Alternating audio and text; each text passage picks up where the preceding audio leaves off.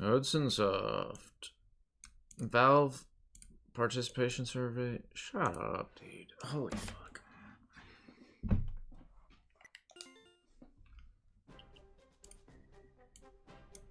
As if I want to fucking do the Valve participation survey. See if I can remember the cave. There's some sort of cave. Some sort of cave that I needed to go to.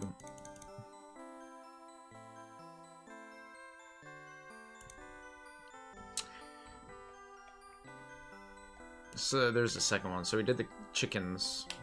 Defeated the chickens. There has to be a second one.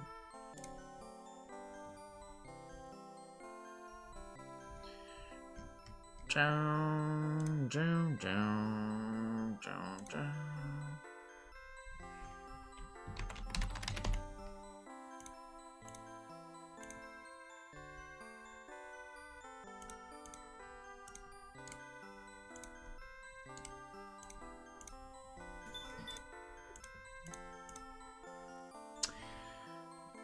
So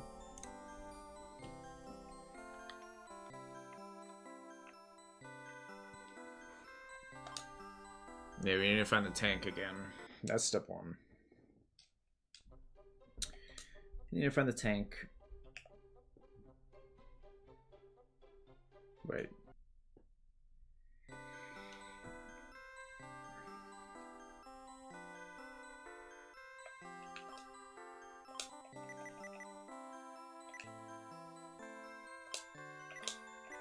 Okay, we already got stuff. Is this where I need to be already? I don't know.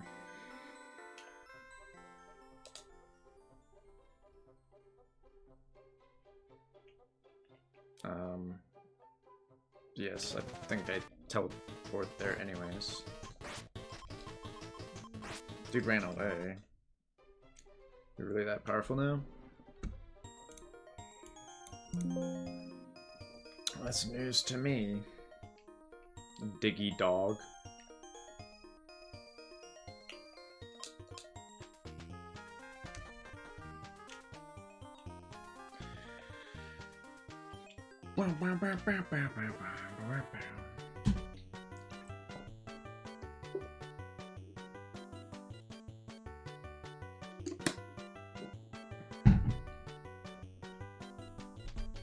Some red stuff popping up. Not quite sure why. I'm sure someone, like one of my viewers, knows why, and they're just not telling me.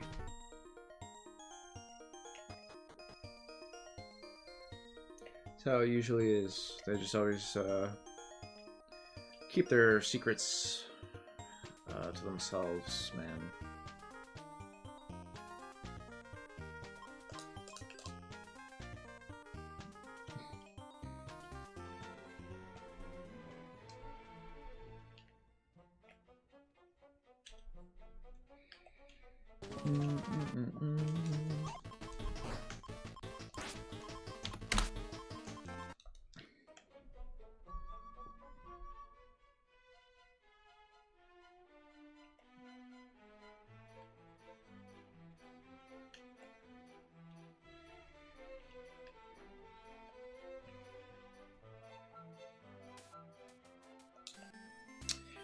I don't know the purpose of those.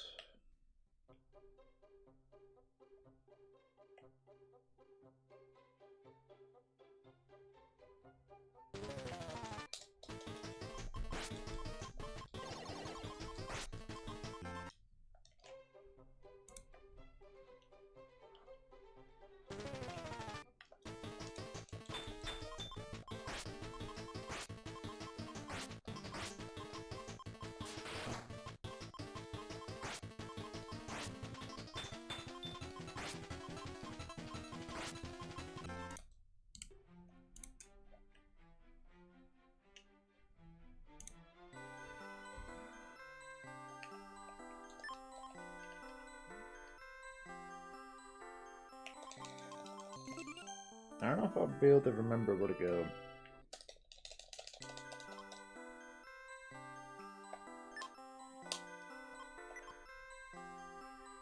Dun, dun, dun, dun, dun, dun, dun.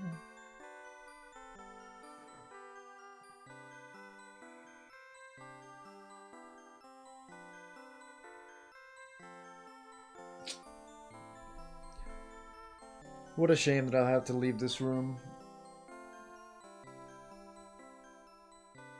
I've set it up nicely for myself.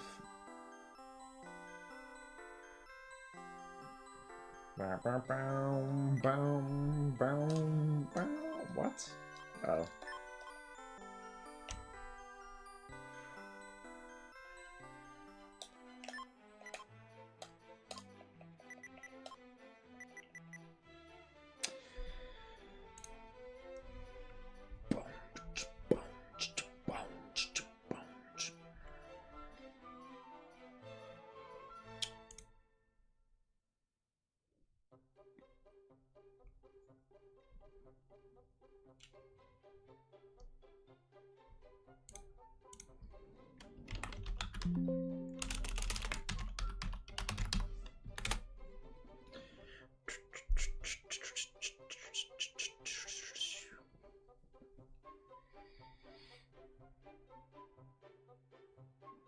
Oh shit, okay, so here we go.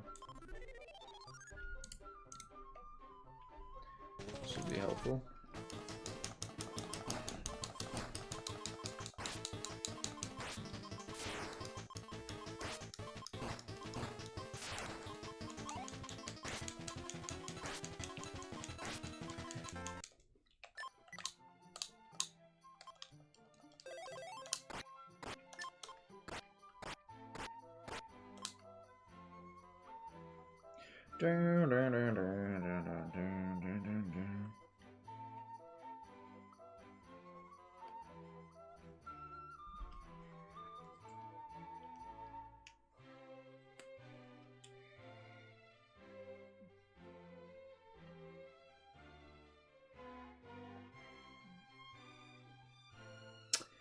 This is it, right?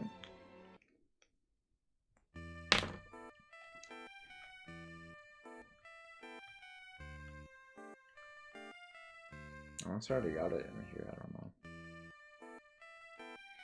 I was super not paying attention last time. I don't know why that is. I think I know why. I think I know why that was. Oh well.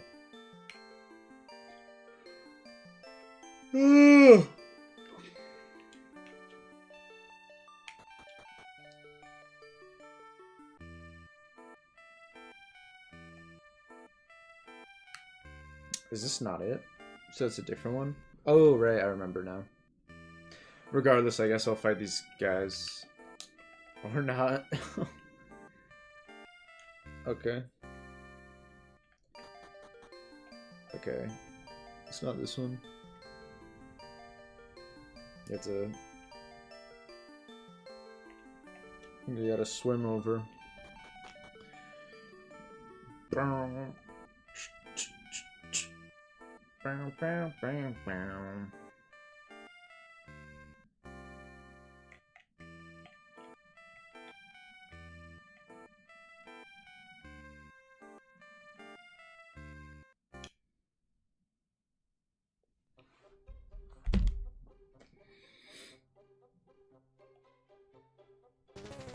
The hell?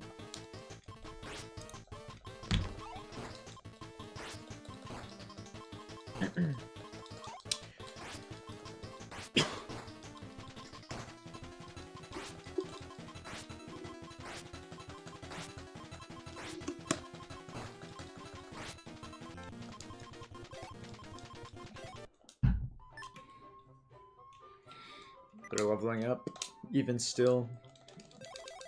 Hard not to be proud of them.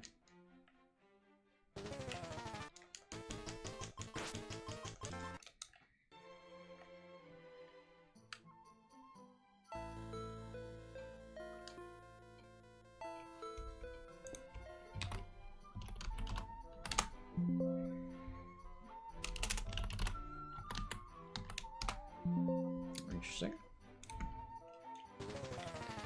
I have to travel back to a village. I don't know if I can identify the name of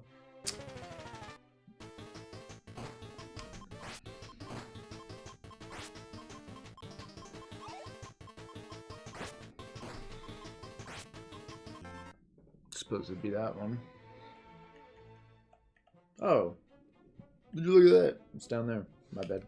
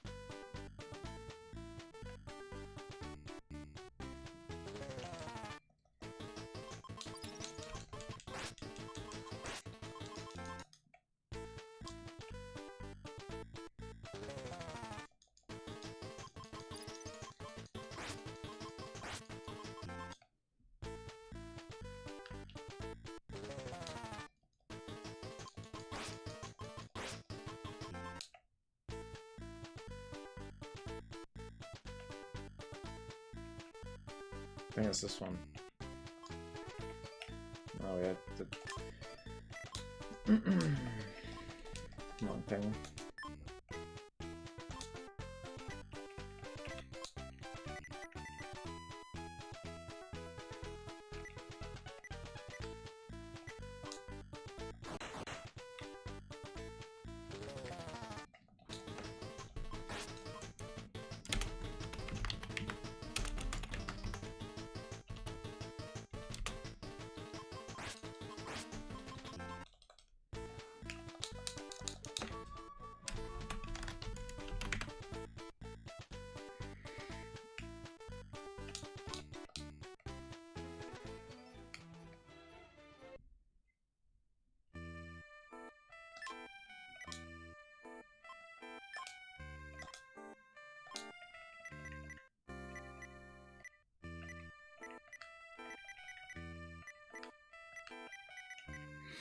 Can I remember the password?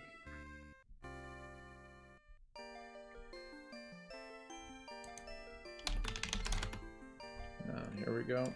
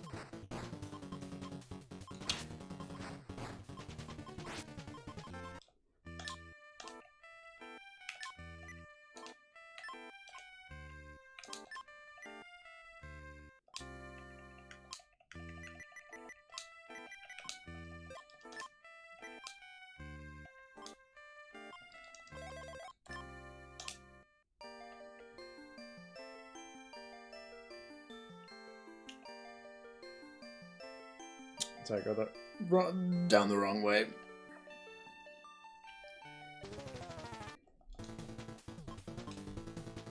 Okay.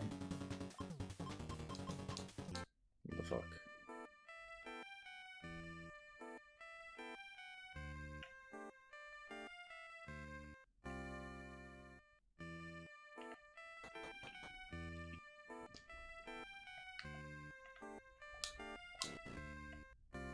Did something.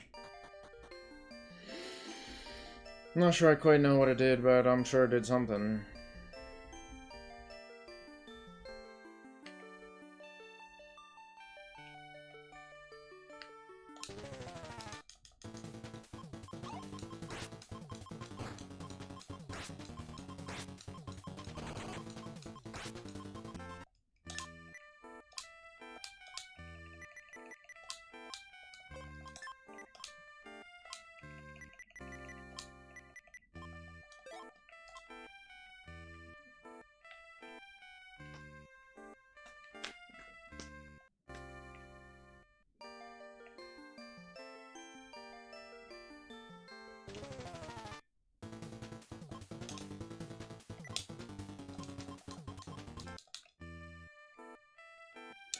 Not worth it when there's so many of them. I'm just gonna get destroyed, to be honest. Maybe I should fight them anyway, because maybe I need to get strong enough to where they are just 0% a threat, which might just have to be how strong I should be. I'm sure there's gonna be another point where I just have to grind.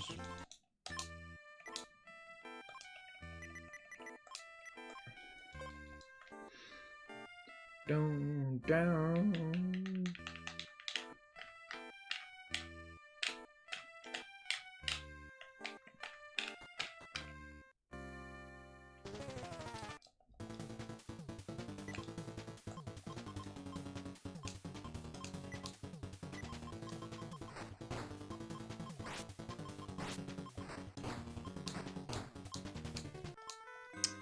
Okay.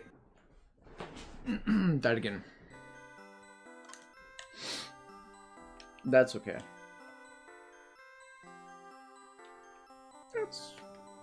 That's quite alright.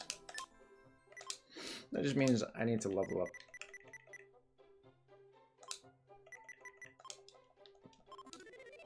Just means I just need to level up. That's all.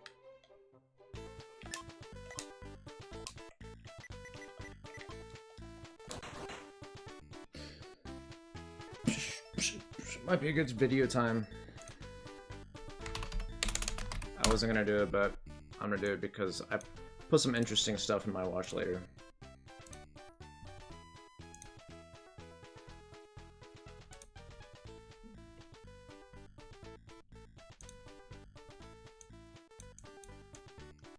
What would it take for you to take someone's life? What would that person have to have done to cause you to risk it all and enact revenge by making them pay the ultimate price? As you watch this video, you have a choice. You can easily ignore the questions I just asked and go about your life like nothing of the sort will ever happen. But in 2002, a certain Russian architect and family man named Vitaly Kalyov did not have that luxury. With the neck-breaking speed of a jumbo jet in freefall, the same question I asked a few seconds ago crashed at his feet. And after 2 years, the answer he chose to give shocked the world. Tragedy pushed Vitaly Kalyov to his limit and made him commit one of the most controversial acts of murder in recent history. A murder that split public opinion in two distinct factions, with polar opposite answers to this particular question. Was Vitaly Kalyov's murderous act justified? Welcome back to Twisted Minds. My name is James, and today we are going to deep dive into the controversial, vengeful, and absolutely this guy is a creep. Controversial, vengeful, and absolutely the video maker's just a creep, dude.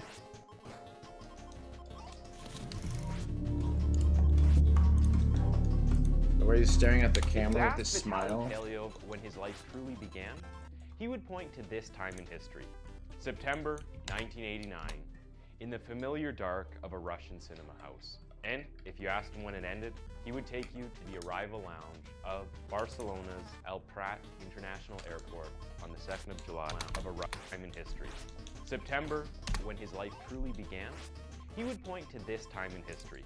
September 1989, in the familiar dark of a Russian cinema house. And if you asked him when it ended, he would take you to the arrival lounge. If you asked Vitaly Kaliov when his life truly began, he would point to this time in history. September 1989, in the familiar dark of a Russian cinema house. And if you asked him when it ended, he would take you to the arrival lounge of Barcelona's El Prat International Airport on the 2nd of July, 2002. Before 1989, Vitaly Kaliov had already built a career as an architect and was considered one of the very best in his district. He had his own construction company, had designed and helped construct 100 homes in his community, including his own spacious 3-story red brick mansion. If there was a Russian equivalent, including his own, had designed and helped construct 100 homes in his community, including his own spacious 3-story red brick mansion. If there was a Russian equivalent of the American dream, this was it. However, there was still something missing. Family. Everyone who knew Vitaly the video spoke maker's of so him creepy, as a passionate and industrious man who poured himself completely into anything he chose to devote his time and strength to. And it was this almost neurotic devotion to the things he loved that drew the attention of Svetlana, an equally passionate professional and the woman he would eventually marry. Svetlana and Vitaly's romance began in business meetings. Svetlana's professionalism left Vitaly in awe, and when he found out that she also had a humorous side, he fell completely in love. He wasted no time and asked her out on a date to the movies. It was sometime in December, in the familiar dark of a cinema that we spoke about earlier, that Vitaly realized he had met his soulmate, the woman he wanted to spend the rest of his life with. Lucky for him, Svetlana also felt the same way for him. They got married and decided to start a family. And even though Vitaly was an incredibly busy man, he had no intention of slacking either as a husband or as a father. He was devoted to Svetlana and invested in the family they were already building together. Once again, Svetlana shared these same values with him. In 1992, their first child, Konstantin, was born. Vitaly stayed true to his words and completely immersed himself in his son's life. Konstantin was dynamite in the community. He was energetic, loved the great outdoors, thoroughly enjoyed science and dinosaurs, and showed incredible promise in the game of chess, a game that his father was also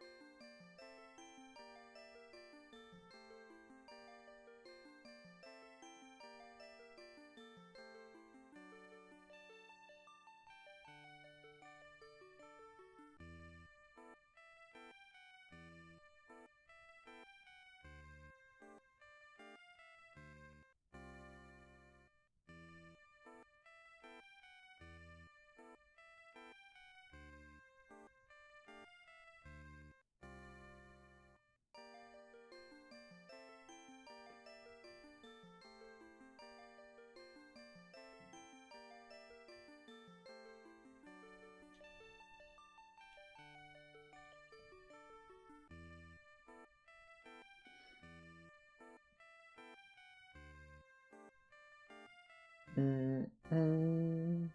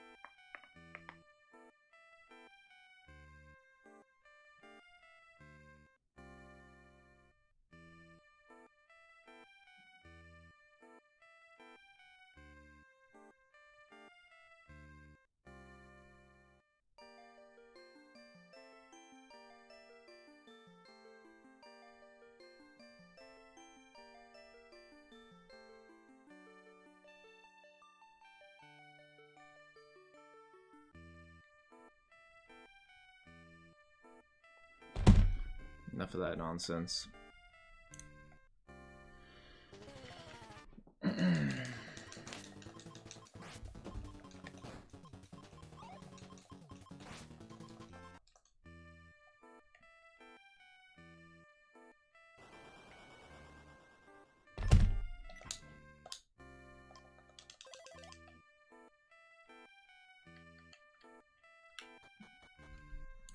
Master at. On one occasion, the young Kalyo begged his father for a telescope, and Vitali promised to give it to him. But this was a promise that the old Kalyo would never get to fulfill. For chess, a game that his father dinosaurs and showed loved the great outdoors, was dynamite in the community. He was energetic, loved the great outdoors, thoroughly enjoyed science and dinosaurs, and showed incredible promise in the game of chess, a game that his father was also a master at. On one occasion, the young Kalyo begged his father for a telescope, and Vitali promised to give it to him. But this was a promise that the old Kalyo would never get to fulfill, for no fault of his own. Then came little Diana, Vitali and Svetlana's second child. If you ask Svetlana, she would tell you that Diana was born out of a promise she made to God. After the birth of Constantine, she desperately wanted a daughter. So, for years, she visited her local church and prayed. Dude, why do they have footage after of 6 long years of waiting, the family? in 1998, her prayers were This guy answered and in little Diana was particular. born. Their daughter was a beautiful, intelligent girl who had an absolute affection for her father. Some years after her birth, while her father was on a 2-year job contract in Spain, little Diana exhibited this affection by memorizing her father's telephone number by heart and calling him for hours on end. The contract job in question was born out of necessity. Vitali was not the kind of man to leave his country for any job. He had no reason to, and he also didn't enjoy the idea of being far from his family. But he had fallen on hard times. Not too long after the birth of little Diana, Vitali fell into a pit and broke his leg while on a job. This accident forced him to take months off work. foregoing several projects in the process.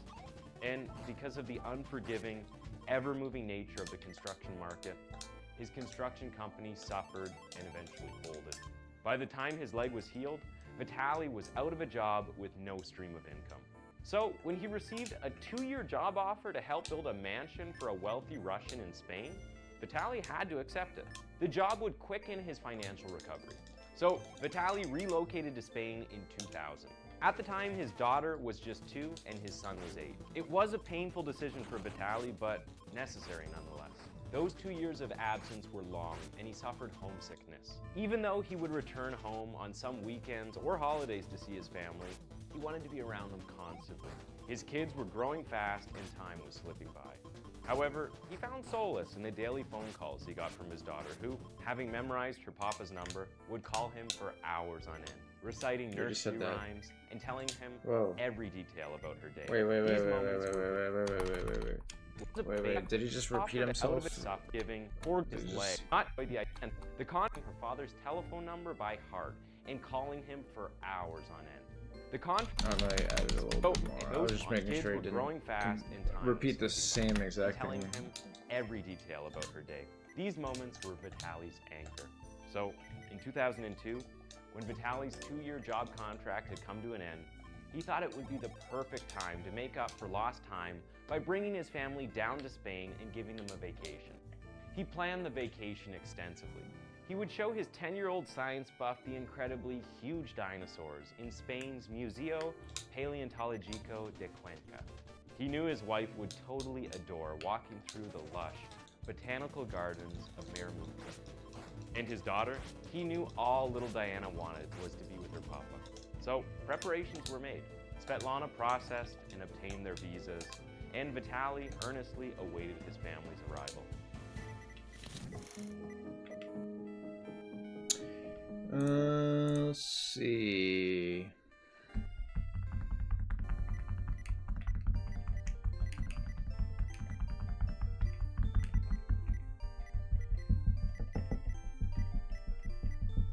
There it is.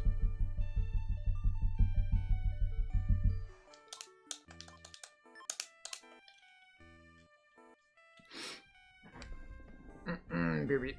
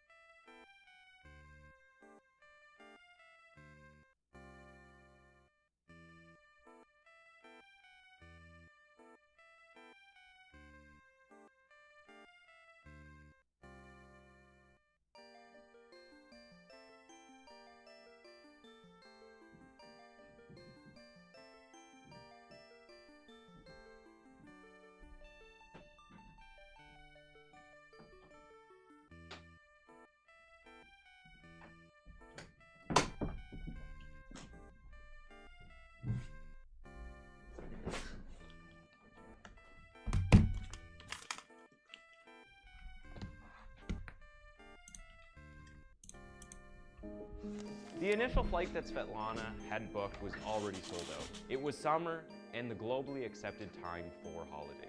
Also, Spain was one of the most popular and most affordable tourist destinations for Russian nationals. So the trip began to look like it would be postponed until around noon of Monday, the 1st of July, 2002. Svetlana then received a call around noon of Monday, Why does this guy look at the July 2002.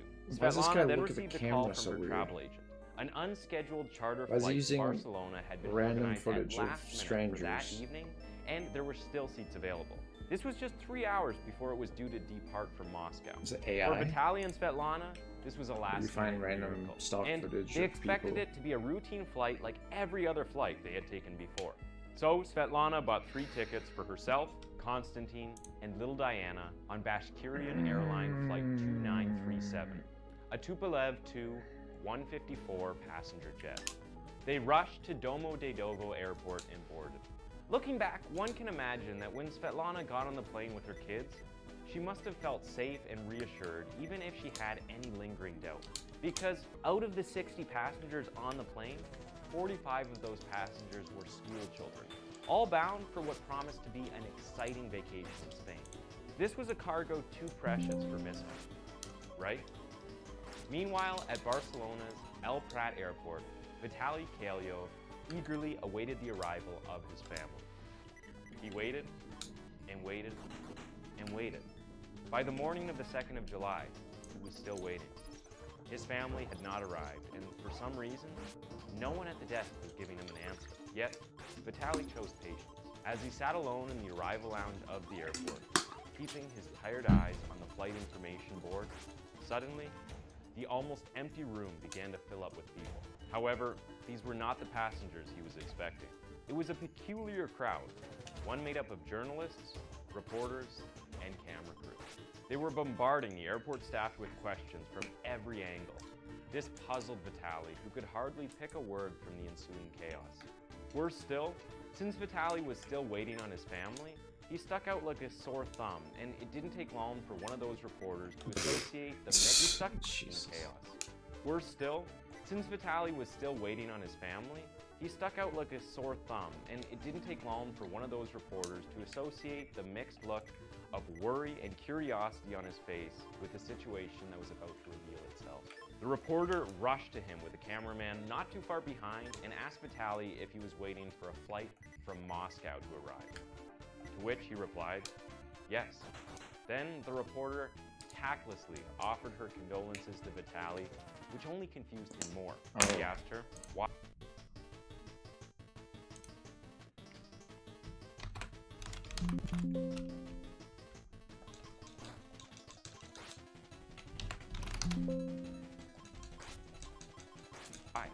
To which the reporter responded, oh, they didn't tell you? On the night of the 1st of July, 2002, Bashkirian Airlines. All right.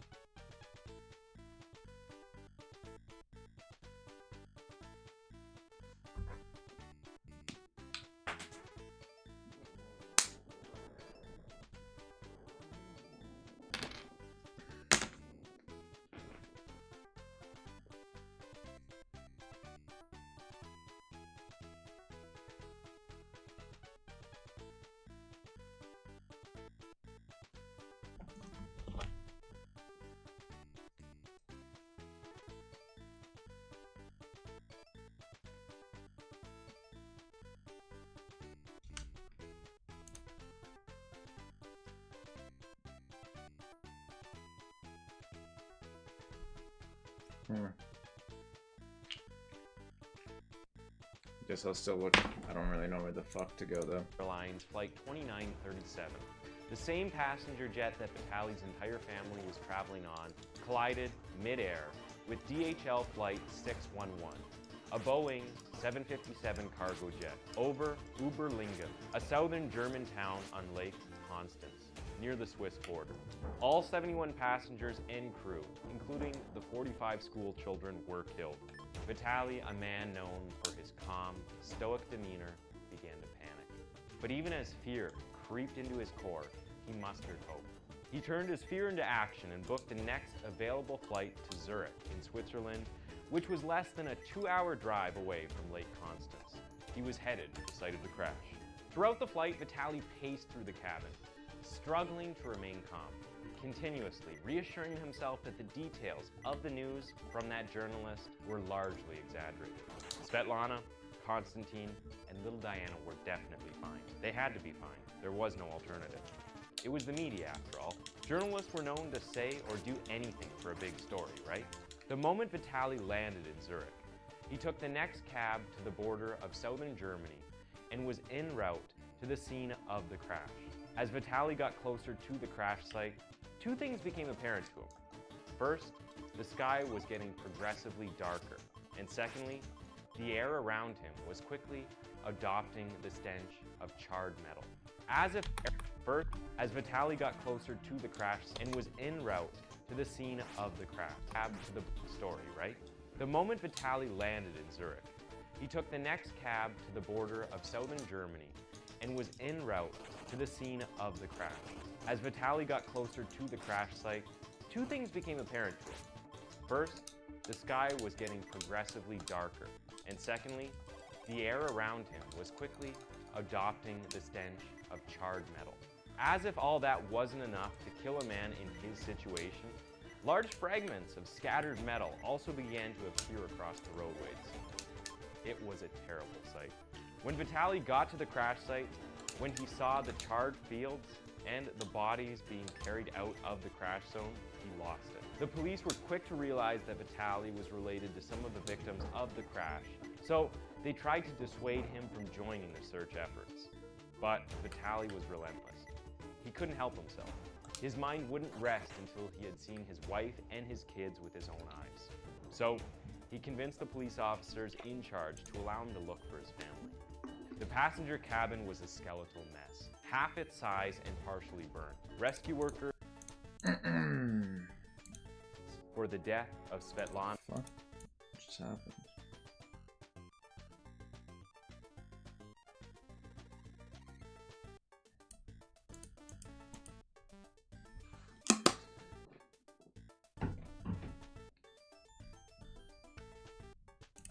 Police officers in charge Whoops. to allow him to look for his family. The passenger cabin was a skeletal mess, What just half happened? its size and partially burned. Rescue workers had been entering the wreckage to retrieve the remains of the passengers inside. But once again, there was a problem. Because the collision had caused both planes to split mid-air, at least 40 of the passengers had been ejected out of the plane before entering the wreckage to retrieve the remains of the passengers inside. But once again, there was a problem. Because the collision had caused both planes to split mid-air, at least 40 of the passengers had been ejected out of the plane before it could even reach the ground. So when the rescue workers couldn't find Kaliov's family amongst the wreckage, the reality of their fate became much more sickening. The following morning, a farmer's daughter found the body of a young girl wearing a pink dress. Her body still relatively intact, as trees had broken her fall. She was identified as Diana Kaliov, Vitaly's daughter. Vitaly wept like a child. When he visited the spot his daughter was found, he discovered white beads everywhere, pieces of a pearl necklace that he had gifted his daughter during one of his visits like a child. So When he real visited footage. this necklace that he Just had getting gifted real his footage. daughter during one of his visits back home during his 2-year-long hiatus. The necklace had snapped during her tragic descent. Vitaly recovered 8 of the beads, wrapped them in his handkerchief, and placed them in his left breast pocket, swearing to carry them with him everywhere. Soon after, 10-year-old Konstantin, or what was left of the poor boy, was found on a rural road in front of a bus stop. He had crashed into the concrete, and when Vitaly saw after 10-year-old Konstantin, to carry them with him everywhere. Soon after, 10-year-old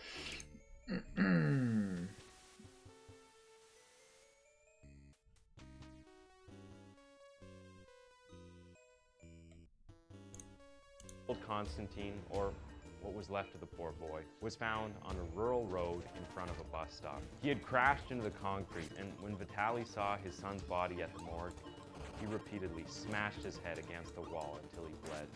The staff on duty had to call the police to retrieve Vitaly because they feared he planned to kill himself.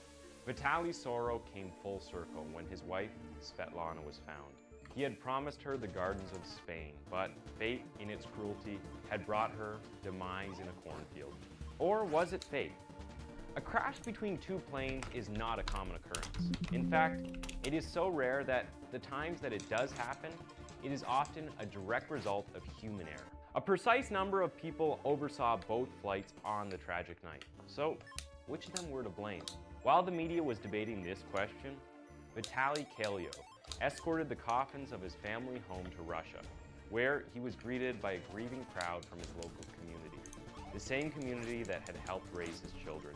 The loss of Vitaly's family broke him, and while it was expected, people had no idea the extent to which Vitaly would suffer the loss.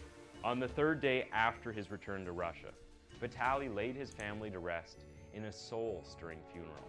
Most headstones featured numbers and names, but Vitaly installed a happy picture of his wife and two kids.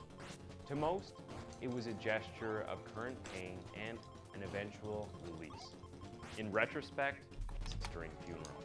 Most Russia, the extent to which Vitaly would suffer the loss.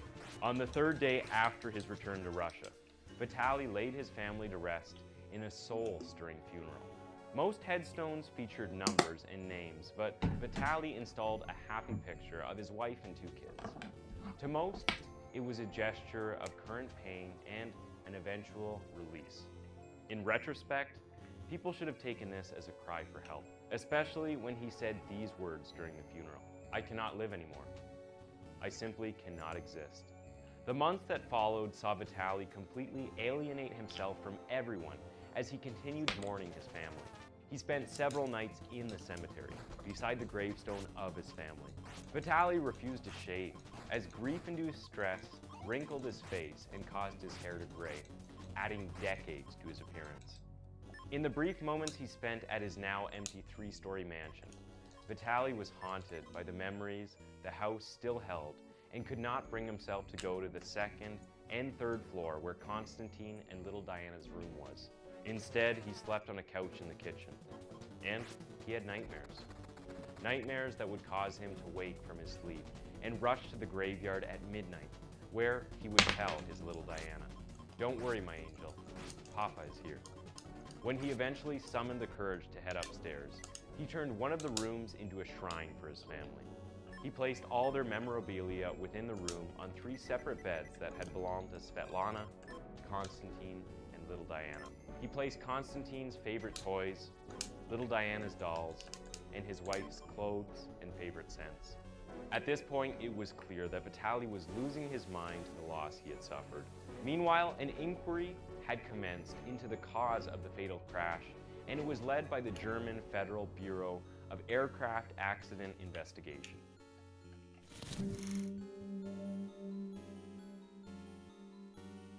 Unsurprisingly, the primary assumption was that one of the pilots must have somehow lost control mid-flight and directed their plane into the other. However, after post-mortem examinations of the Tupolev and Boeing crew members were done, they found nothing that indicated that any of the crew members suffered from any pre-existing afflictions, physiological impairments, or psychological illnesses that may have contributed to the crash. So they conducted tests for the presence of alcohol, medication, or other drugs, but these also produced negative results in all cases. Everyone on both planes were at their best on the night of the crash. The last argument was exhaustion, but this was also ruled out because it was determined that the crew members had sufficient time to rest and relax before their respective flights. So what about non-human factors like weather? Well, the German Meteorological Service reported that the weather on the evening of July 1st was unremarkable, characterized by scattered clouds with slight to moderate rain. The crew from some of the aircrafts that flew above southern Germany that same evening reported seeing stars, clearly, which indicated that visibility was mid. However, at the time of the collision, the moon was in its waning phase and had not yet risen. So there was a recorded lack of moonlight around the time of the collision, which made the sky particularly dark when the collision happened. However, this wasn't enough excuse for seasoned pilots to collide their huge planes, especially when they had anti-collision systems on board, especially when they were supposed to have eyes on the ground. After these preliminary investigations, the spotlight shifted from the pilots and airlines to a private Swiss company called Tengai. On the Shit.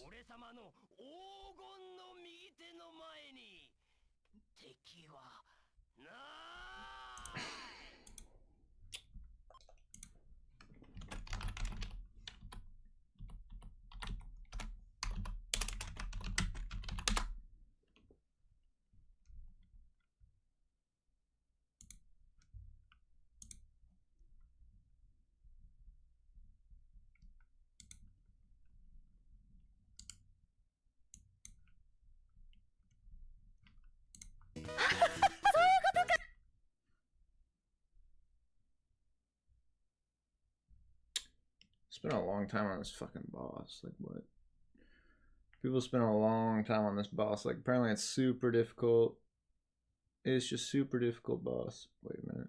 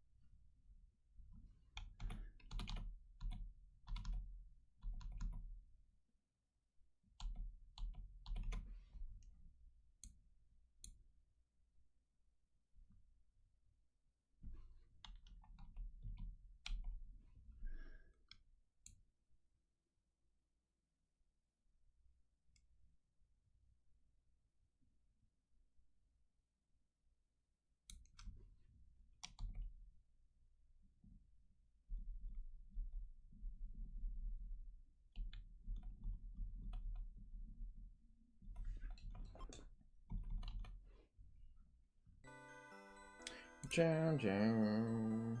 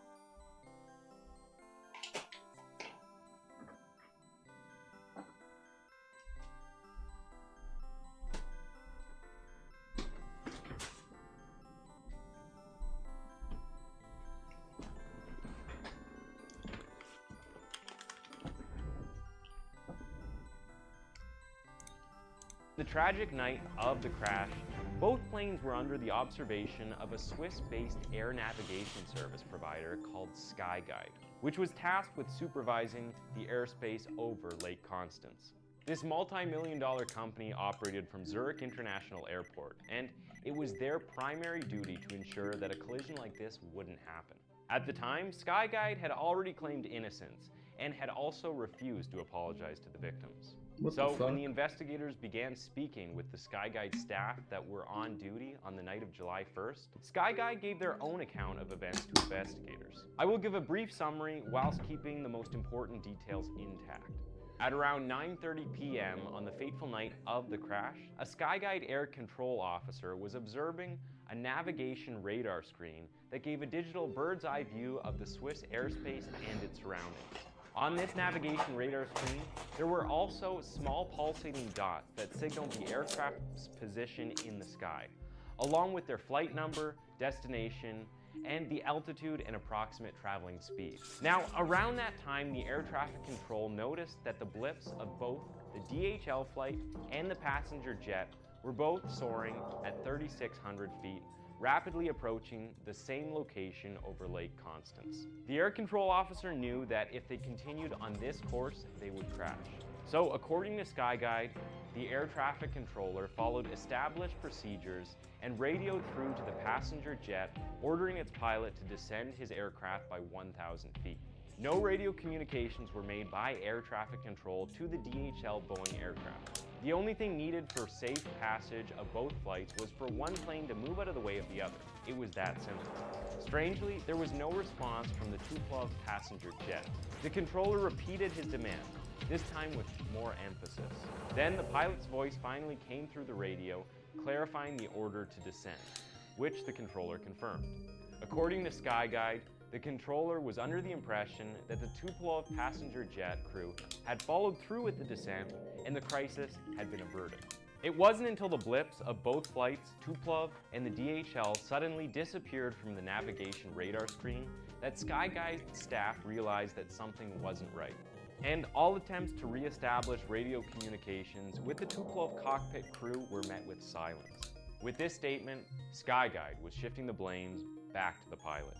According to them, neither their organization nor the air traffic controller in charge was to blame. Everyone knew about Skyguide, but who was this air traffic controller? Exactly. By this time, the media had also shifted the blame from the pilots and airline to Skyguide, and more specifically, the air traffic controller. Whoa, what does that do?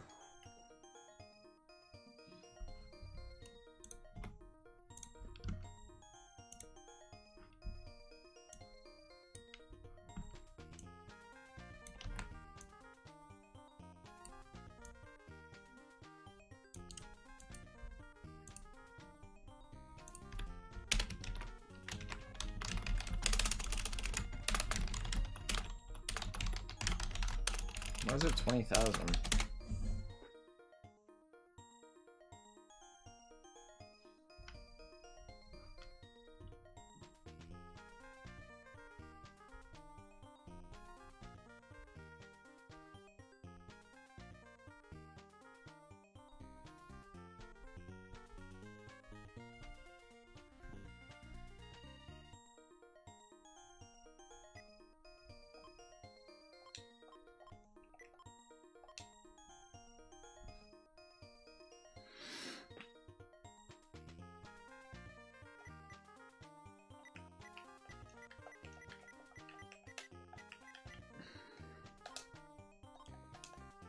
Wait, what is that shit? Why is it so expensive? Oh.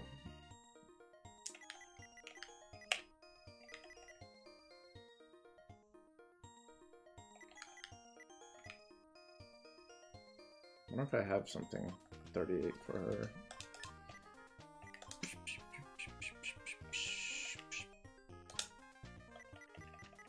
They're all above 38, so it's rip-off, massive rip-off.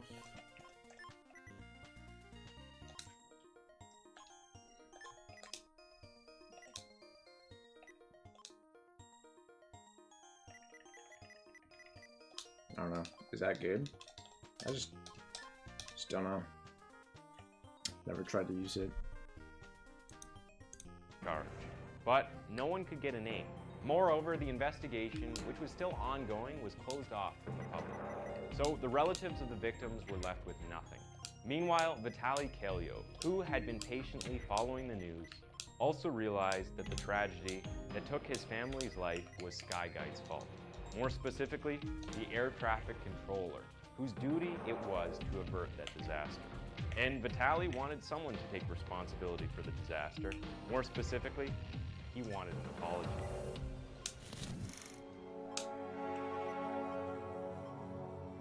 Exactly a year after the devastating tragedy, a memorial service was held, and amongst the crowd was Vitaly Kelyo.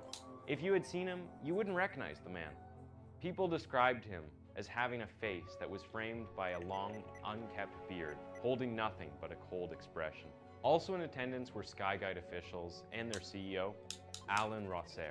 This was Vitaly's chance. In front of everyone, Vitaly confronted Alan. There. Also in attendance were Skyguide officials and their CEO, Alan Rosser. This was Vitaly's chance. In front of everyone, Vitaly confronted Alan, grabbed him by the shoulder, and showed him photographs of his children, Constantine and Diana, lying in coffins. When Alan's bodyguards grabbed Vitaly, he screamed, "You killed my children, and you do not want to talk to me?" The media was everywhere, and since Alan didn't want another PR disaster for Skyguide, he extended an invitation to Vitaly, asking him to come to Skyguide's office the following day for an open dialogue where his questions would be answered. But Vitaly persisted and demanded to know if the air traffic controller who was on duty the night of the accident would be present. But Alan refused to answer. Vitaly asked for a name, but Alan also refused to answer this question. The following day, Vitaly arrived at Skyguide's corporate office for the meeting with Alan Rossier. There, he found that the air traffic controller would not be in attendance because he was currently on vacation. Again, they refused to give Vitaly the man's name. He was currently there. He found that the air traffic controller would not be in attendance because he was currently on vacation. Again, they refused to give Vitaly the man's name, and this irritated his spirit. To make matters more complicated, he found that the air traffic controller was still employed by Skyguide. Vitaly interpreted this as an intentional act by the company to hide the man and stop him from releasing information that would expose and prove Skyguide's culpability in the collision that took his family's life. According to Vitaly, they were buying the man's silence by keeping him employed. Unsurprisingly, Rossier denied all his allegations. And unsurprisingly, he also refused to accept guilt or apologize to Vitaly on behalf of Skyguide. Then, to add insult to the festering injury, some days after the meeting, Skyguide's lawyers offered Vitaly a compensation payment of 60,000 Swiss francs for the death of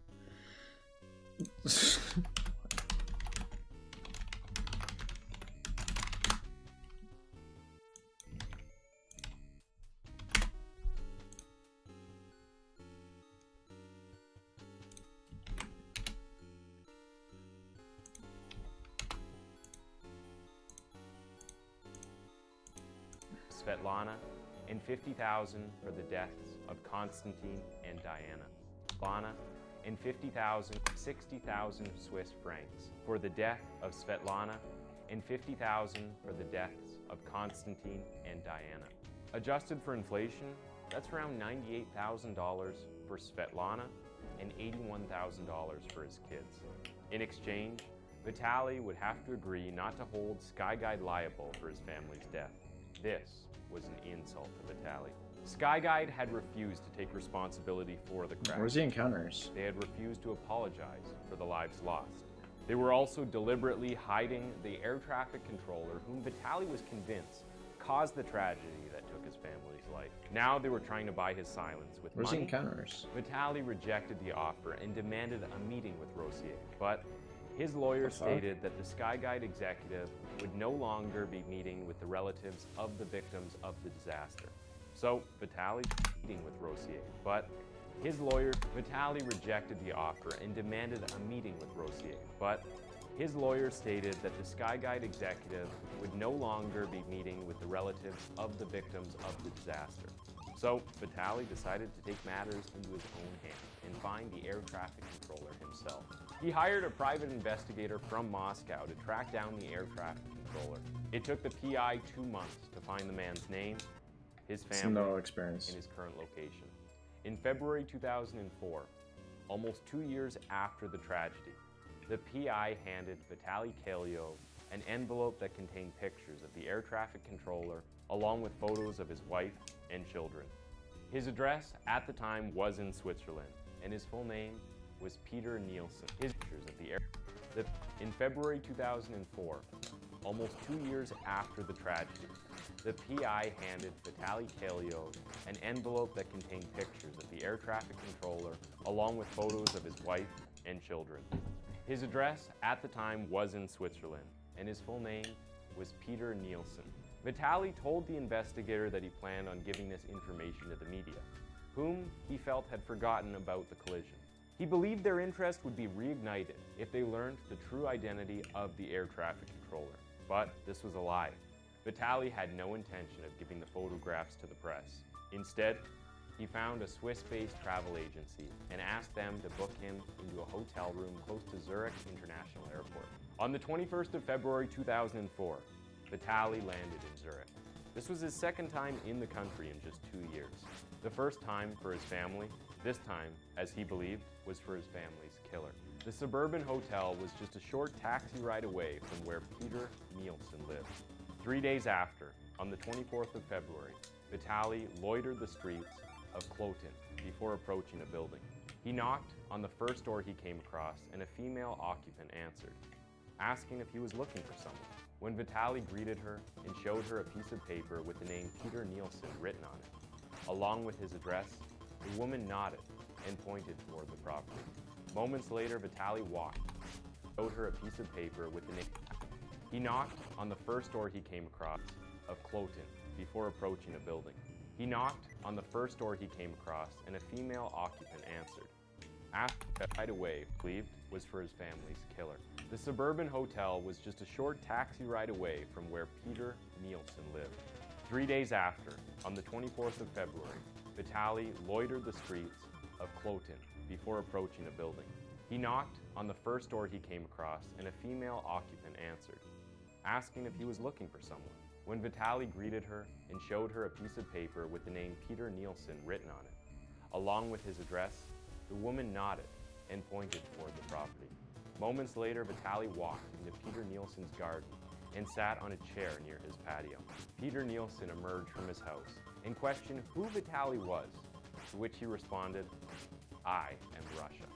Then Vitaly opened the envelope which he had brought with him, which contained graphic images of his children's bodies. Peter asked Vitaly, "What do you want from me?" And Vitaly pressed the photos into Peter's chest, responding, "You thought you could do this and go unpunished? What would you feel if you saw your children in coffins?" According to Vitaly, he claimed that Peter showed arrogance and contempt in his eyes and swept the photos away, which caused them to flutter to the ground. According to Vitaly, as he watched those pictures fall, all he could remember was a disturbing feeling, as if the bodies of his children were turning over in their graves. Then, he said he pulled out a knife, and according to him, he blacked out. In just 2 minutes, Peter Nielsen bled to death in front of his wife and children. Vitaly fled the scene immediately, tossing the murder weapon into a mound of snow on his way back to his hotel. According to him, Dude, it says snow, and he showed footage with in the middle of the summer. What the fuck? which caused that Peter showed arrogance and contempt in his eyes and swept the photos away, which caused them to flutter to the ground. According to Vitaly, as he watched those pictures fall, all he could remember was a disturbing feeling, as if the bodies of his children were turning over in their graves. Summertime. Then, he said he pulled out a knife, and according to him, he blacked out. In just 2 minutes, Peter Nielsen bled to death in front of his wife and children. Vitaly fled the scene immediately, tossing the murder weapon into a mound of snow on his way back to his hotel. According to him, it wasn't until he had returned to the hotel that he realized he was covered in blood. So, he drank 2 bottles of vodka, used some of the alcohol to wash the blood off his hands, took a shower, disposed of his shirt, and took a nap. For the first time since the death of his family, Vitaly said he slept without nightmares. By the following evening, at around 5 p.m., the police arrested Vitaly. He had not bothered to leave the hotel, and when he woke up to them in his hotel room, he reportedly said, "It took you this long?"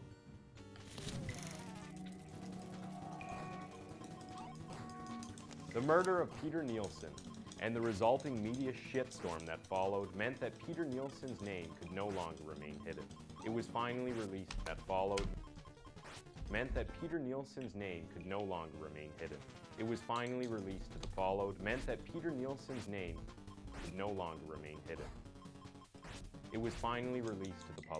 Meanwhile, Vitaly was undergoing serious interrogation.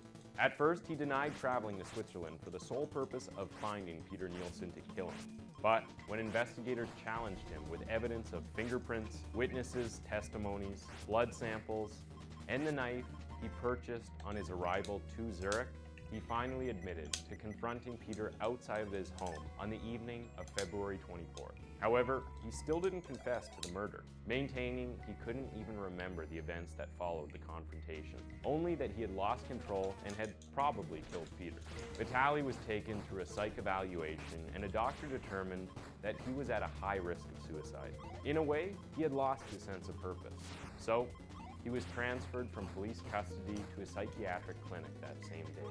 Authorities began to debate if he was even fit to stand trial. At the clinic, Vitaly was allowed out of his room to socialize with the other patients in the clinic's common area, and there he watched them play backgammon and chess, but never joined them. Until one day, a doctor challenged Vitaly to a game of chess, and he accepted. Vitaly won 12 games against the doctor, earning him the nickname of Grandmaster and confirming that he was more than fit to stand trial for Peter Nielsen's murder. But, as you might expect, before Vitaly could stand trial, something else came up. In May 2004, mere weeks before Vitaly's trial, the investigation into the 2002 Überlingen mid-flight collision finally concluded. The German Federal Bureau of Aircraft Accident Investigations released their full report. At the time, Peter Nielsen was public enemy number one. He was the face that everyone, including the relatives of the victims, blamed for the tragedy. While some didn't agree with Vitaly's methods, almost everyone agreed that he had met a just fate at the murderous hands of Kalyov. But whilst the face that everyone, including the relatives of the victims, blamed for the tragedy. While some didn't agree with Vitaly's methods, almost everyone agreed that he had met a just fate at the murderous hands of Kalyov. But with the investigation complete, everyone's perception of the truth was about to be turned on its head. So, what actually happened on the tragic night of July 1st, 2002? That fateful night, at exactly 5:50 p.m., Peter Nielsen clocked in, reporting for duty at Skyguide's Air Traffic Control Center in Zurich International Airport. Late shifts often saw reduced air traffic with very few aircrafts passing through Swiss airspace. So, Skyguide stationed only 2 air traffic control officers on duty that night, Peter Nielsen and an unnamed colleague.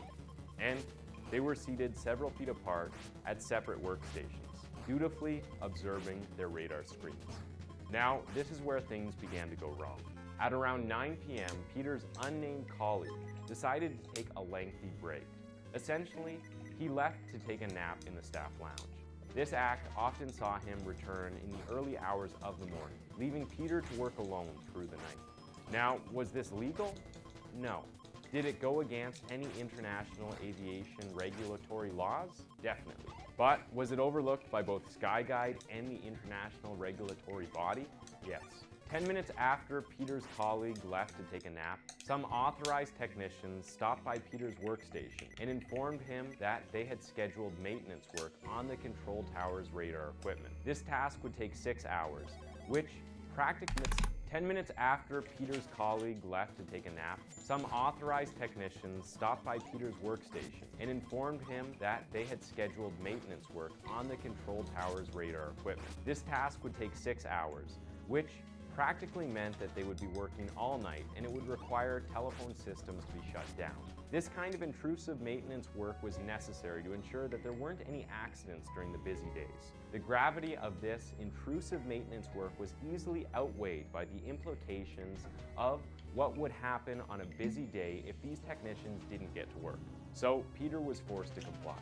However, Peter was not fully aware how many technical features would go offline as the technicians conducted their maintenance work.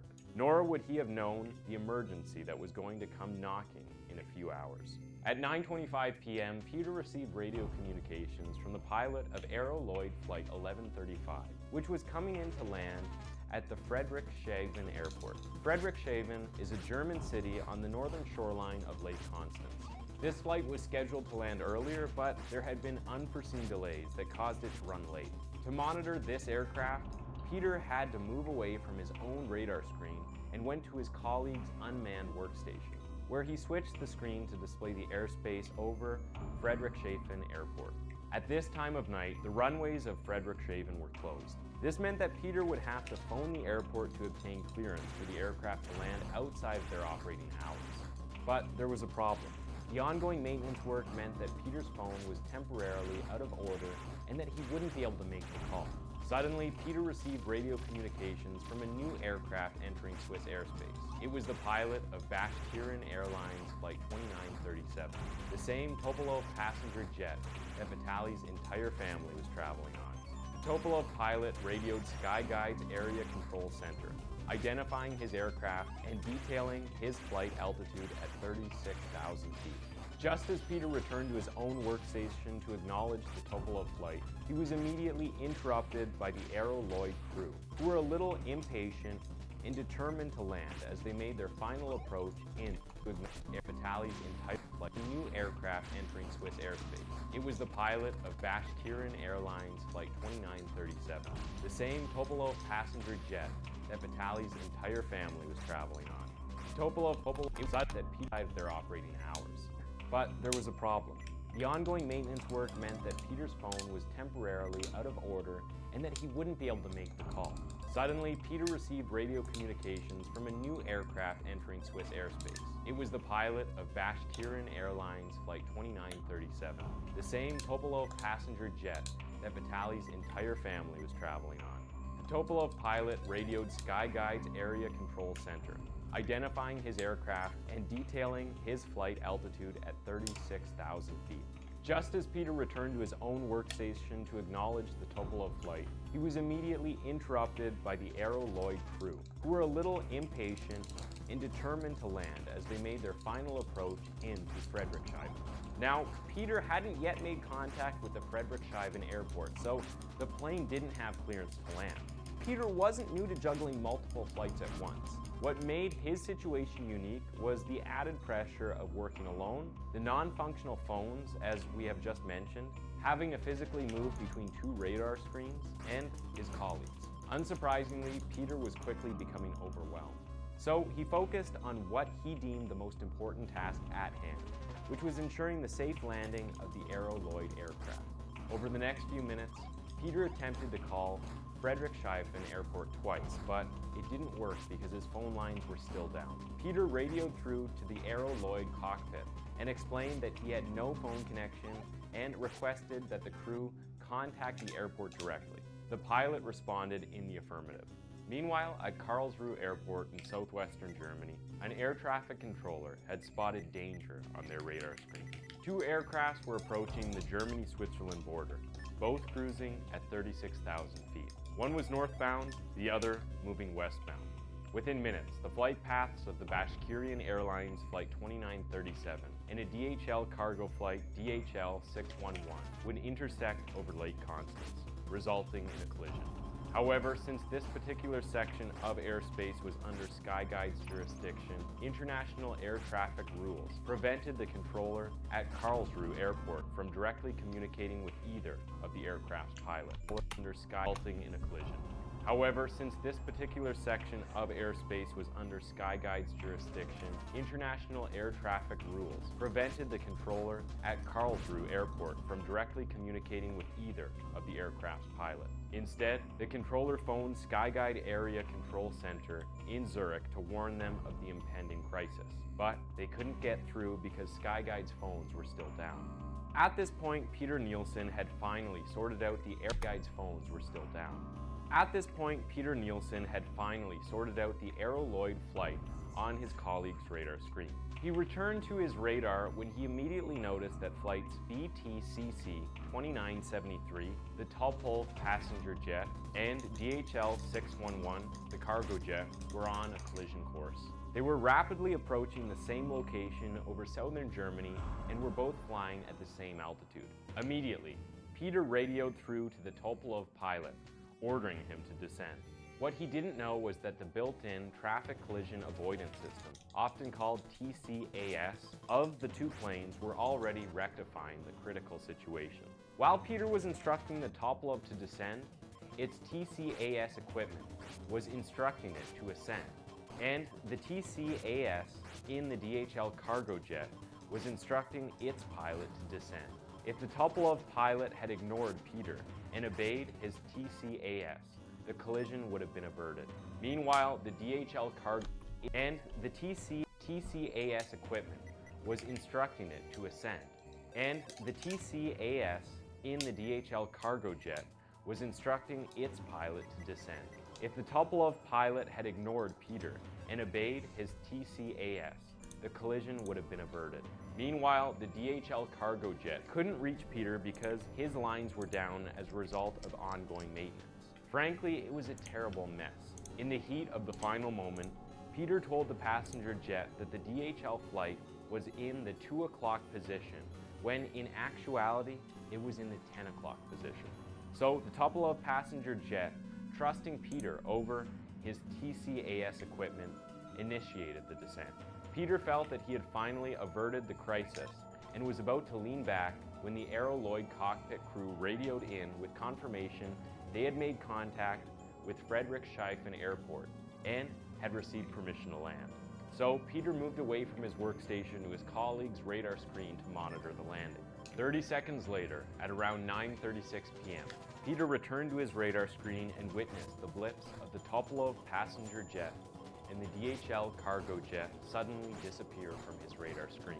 He tried and failed to re-establish radio communications with the pilot he had just been speaking with, but it was too late. The DHL cargo jet suddenly disappear from his radar screen. He tried and failed to re-establish radio communications with the pilot he had just been speaking with, but it was too late. Both planes had already collided. This extensive report proved two things were responsible for the crash. Peter Nielsen was not quick enough in noticing the danger of the collision because all of the overwhelming maintenance limitations that surrounded his station that night. The Bashkirian pilot should have followed the commands from the TCAS equipment instead. This wasn't his fault either because it wasn't until after the mid-flight collision that the pilots were ordered to give the TCAS directives priority over air controllers.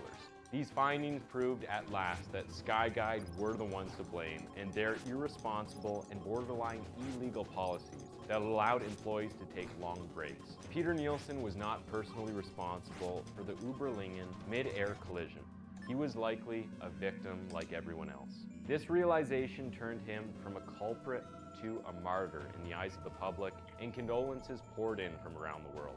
However, he was responsible for the Uberlingen mid-air collision. He was like borderline illegal policies that allowed employees to take long breaks. Peter Nielsen was not personally responsible for the Uberlingen mid-air collision. He was likely a victim like everyone else. This realization turned him from a culprit to a martyr in the eyes of the public, and condolences poured in from around the world. However, these findings had no impact on Vitaly Kalyov's trial, and he was formally charged with the premeditated killing of Peter Nielsen. Under Swiss law, this crime fell between manslaughter and murder. Unsurprisingly, people didn't take it well, especially Vitaly's supporters. While people were split on Vitaly's fate, everyone could at least agree that Skyguides ought to be answering for their contribution to the mayhem.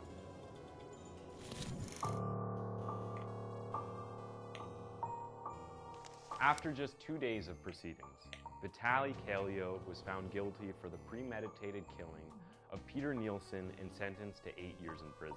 Vitaly was crushed by the verdict and refused to stand trial, telling the court, "I am accused of burying my children. Why would I stand up?" Vitaly Kalyov spent the beginning of his prison sentence in a psychiatric institution where he spent his days longing to visit his family's grave. 2 years into his sentence and 4 years after the Uberlingen mid-air collision, a Swiss prosecutor finally filed 71 charges of negligent manslaughter against 8 Skyguide employees. 4 of those charged were traffic collision. A Swiss prosecutor finally filed days longing to visit his family's grave. 2 years into his sentence and 4 years after the Uberlingen mid-air collision, a Swiss prosecutor finally filed 71 charges of negligent manslaughter against 8 Skyguide employees. 4 of those charged were traffic managers who were responsible for overseeing the area control center on the night of the crash. Unsurprisingly, during that testimony, the managers denied any culpability and blamed controllers on duty that night, Peter Nielsen and his unnamed colleague, for unprofessional conduct. They also claimed that Peter poorly handled the event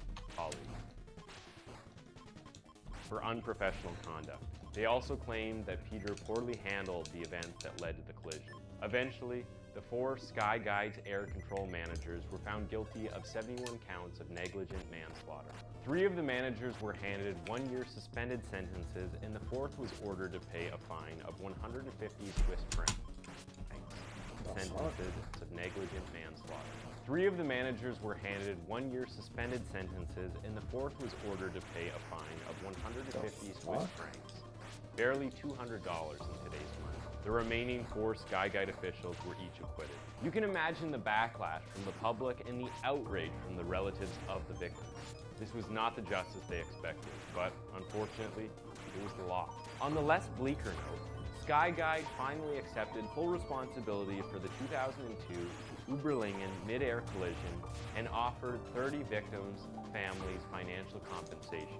while those who pursued legal action received payment in an out-of-court settlement. The Swiss president at the time offered an official apology to Russia on behalf of his country. The German government also apologized for handing a privately managed Swiss company control over a portion of their own airspace. Meanwhile, Vitaly Kalyo was transferred to a medium security prison where he was treated to a hero's welcome by most of the inmates for his brave act of revenge. The Russian government lobbied for Vitaly's release, and on November 8, 2007, after serving just 3 years of his 8-year sentence, Vitaly was released and returned to Russia, where he was welcomed as a hero by a crowd of supporters. Vitaly returned to live in his 3-story red brick home and was named Man of the Year in 2008 by journalists in his state.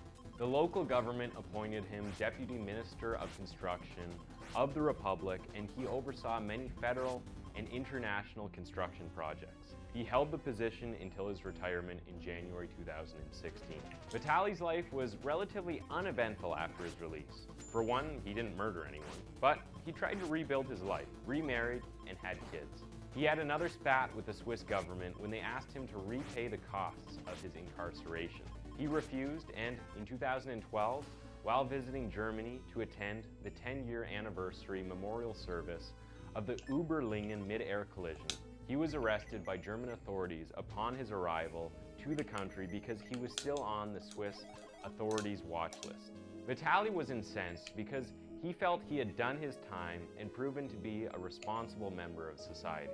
Russian diplomats saw to his release, but by the time he was released, the memorial had passed. In 2016, on the day before his 60th birthday, Vitaly was awarded the highest state medal titled To Glory of Ossetia, a decision that once again split public opinion. For some, he will forever be a villain who desecrated his family's memories by shedding innocent blood. For others, he will forever be a hero who honored his family's memory by bringing justice where the state failed. Now, before we put a lid on this story, there's one final question people ask after hearing the details of Vitaly Kalyo's story. Does Vitaly Kalyo regret killing Peter Nielsen? Especially after it has been revealed that the air traffic controller was not responsible for the death of his wife and children. You can probably guess the answer, but I'll leave you with Vitaly's response to the question. He's nobody to me. He was an idiot, and that response, especially after it has been revealed. Vitaly Kalyo, after hearing the details of Vitaly Kalyo's story. Does Vitaly Kalyo regret killing Peter Nielsen? Especially after it has been revealed that the air traffic controller was not responsible for the death of his wife and children. You can probably guess the answer, but I'll leave you with Vitaly's response to the question. He's nobody to me. He was an idiot, and that's why he paid for it with his life. If he had been smarter, it wouldn't have been like this. If he had invited me into the house, the conversation would have happened in softer tones, and the tragedy might not have happened. I think about his children. They're growing up healthy, full of life. His wife is happy with her children. The grandparents are happy with the grandchildren. Who am I happy with? I don't really take offense of people who call me a murderer. People who say that would betray their own children, their own motherland. I protected the honor and the memory of my children. Thanks for tuning in to Twist.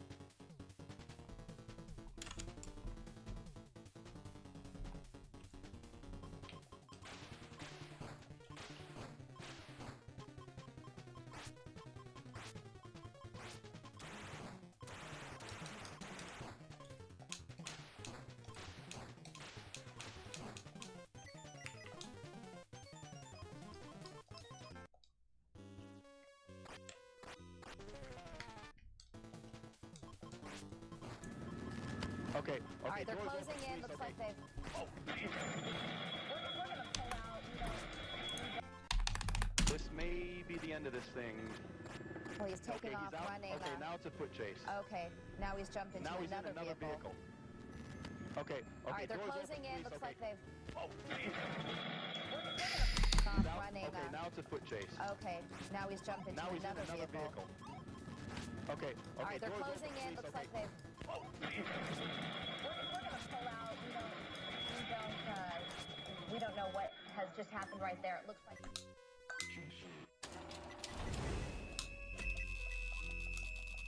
On the 27th of July 2007, police in Phoenix, Arizona attempt to pull over a stolen vehicle, a flatbed pickup truck. Before they can accost the driver, however, July 2007, police in Phoenix, Arizona attempt to pull over a stolen vehicle, a flatbed pickup truck. Before they can accost the driver, however, he puts the truck in reverse and smashes into the police cruiser before taking off. A chase ensues. As word of the chase spread to the area's many news channels, 5 of them dispatched helicopters to film the pursuit. After all, a helicopter is quite an expense for a news channel, and for all the things it can be used to film, police chases tend to attract the most viewers. Morbid curiosity overwhelms the audience, who know that sooner or later, the chase will come to a conclusion. The question is whether it'll be a peaceful resolution or a tragic one. Viewers of this chase would ultimately end up witnessing tragedy, but not at all in the manner they may have expected. Channel 15 didn't own their own helicopter, but kept one on contract from a company called US Helicopters. It was flown by 17-year veteran Craig Smith, who was accompanied by photographer Rick Krolak, who would operate the chopper's TV camera. Another of the 5 news helicopters in the air that day was owned by Channel 3. It was piloted by 20-year veteran Scott Bowerbank, and its camera was operated by photographer Jim Cox. As the 5 helicopters converged over central Phoenix, they had to request permission from air traffic control to enter the Class B airspace. Normally, this would be followed by close monitoring by air traffic control and strict adherence to their instruction to avoid collision. But unlike most air traffic, news helicopters all tend to swarm around one location, making it difficult or impossible for air traffic control to keep an eye on all of them and anticipate possible collisions. As such, air traffic control had an agreement with the news stations that they'd be cleared for the airspace under the condition that they operate under visual flight rules, meaning each pilot was responsible for keeping an eye on the sky around them and keeping clear of other craft. This was actually a much bigger problem than you might realize. With a police helicopter already following the chase, that meant there were 6 helicopters in total following one target on the ground. The sky was crowded, to say the least, but that was only one problem. To coordinate with the other news choppers, the pilots all had a radio tuned to a common frequency, over which they could announce their presence, location, and movements to other pilots to avoid getting too close. Oh, jeez. 3, I'm right over you. 15's over top of you. I'm over the top of you. They also had a radio tuned to Phoenix's air traffic control. Nothing out of the ordinary, but Channel 15's Craig Smith and Channel 3's Scott Bowerbank weren't just pilots, they were reporters too. In addition to these 2 radios, they also had one tuned to the police scanner to keep updated on the chase, and another connected to the newsroom. They also had an intercom for communication with their cameramen. On top of juggling communications, they also had to keep an eye on the camera screen so they could see what the cameramen were capturing, as well as the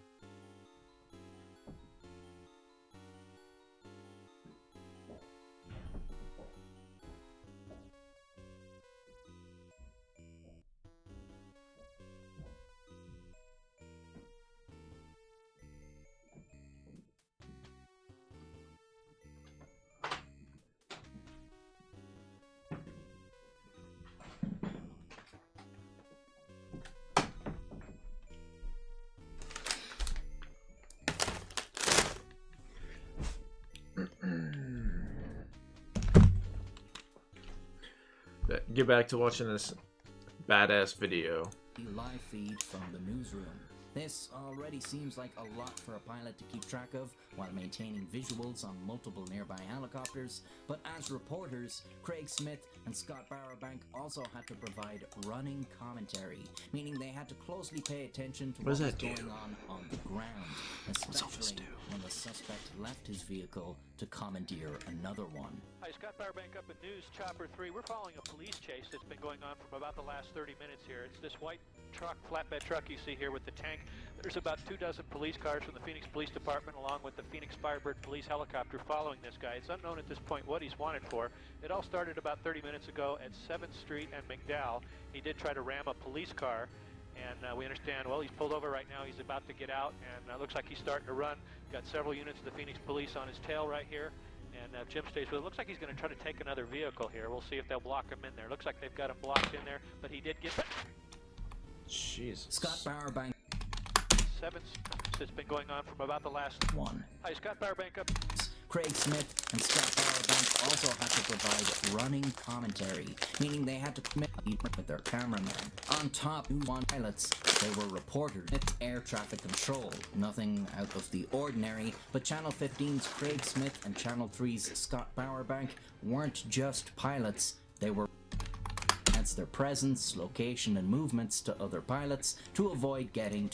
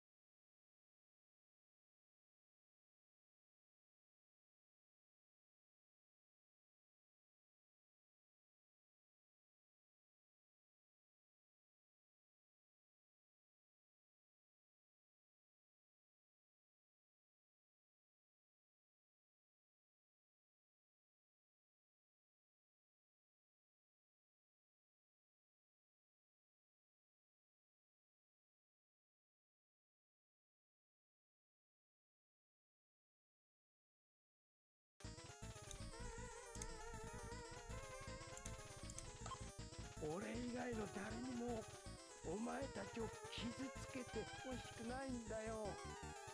わかるだろう？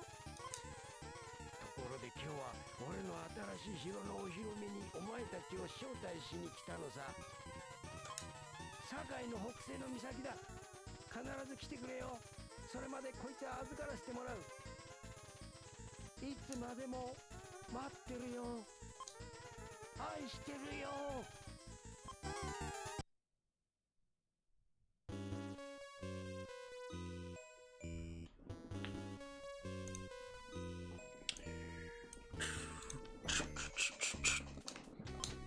Oh shit, did we get the sword?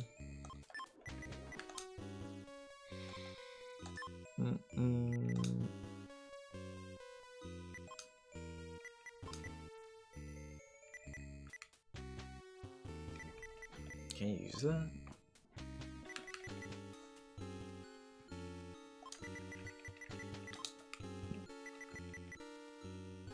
Can you use this stuff? Kinda seems like, oops.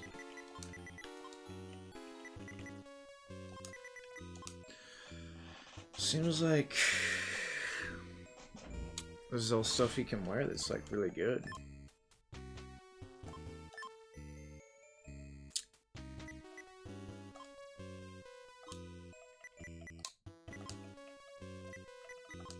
Wait, that dude didn't have that equipped. Oops, I know why. Was that? Wait, what?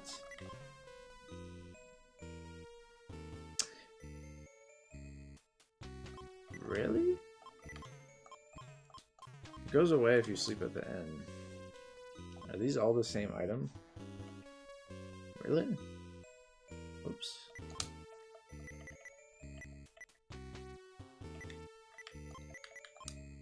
I don't remember what this is.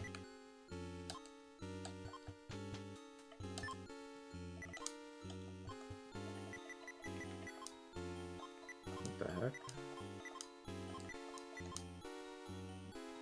7? Oh, we have to fix that. That was really bad.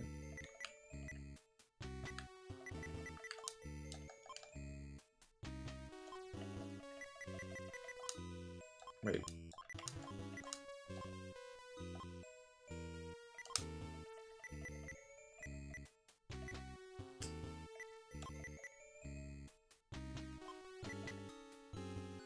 Oh, wait, what? What is...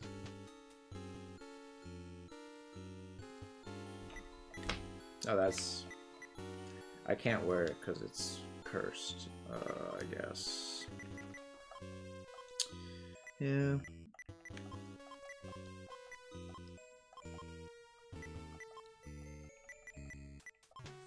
Yeah, so...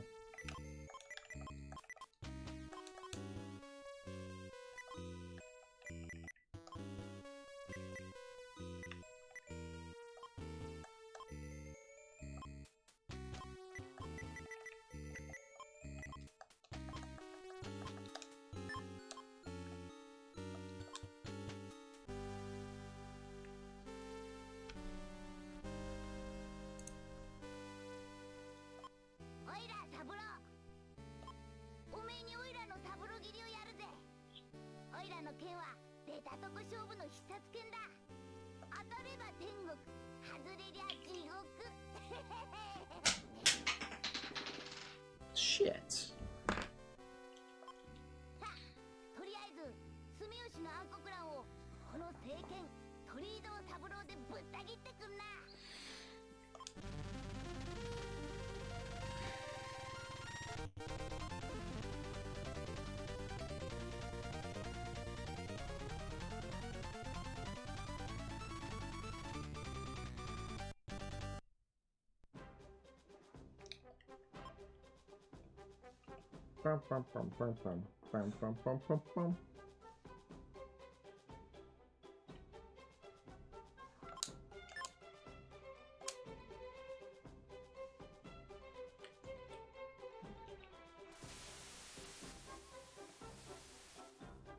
What happens if you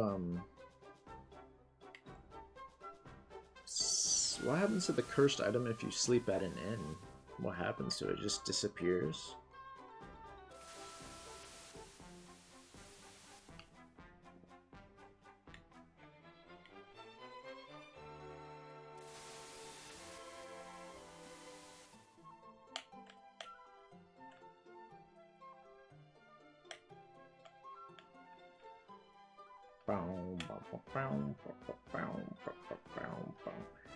They need to play this song more in this game.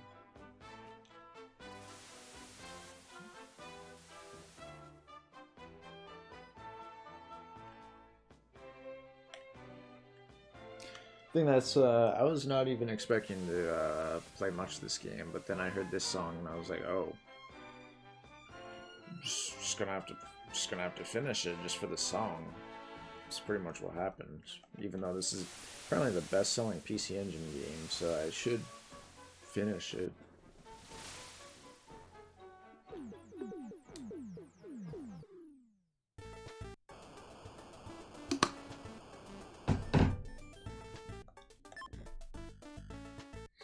It's kind of mandatory.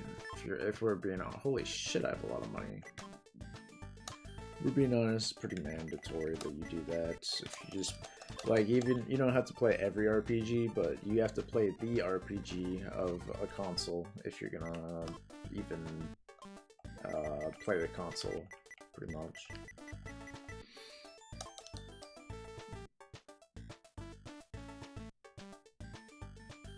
Right, we have to go back to the shrine. Can I find it?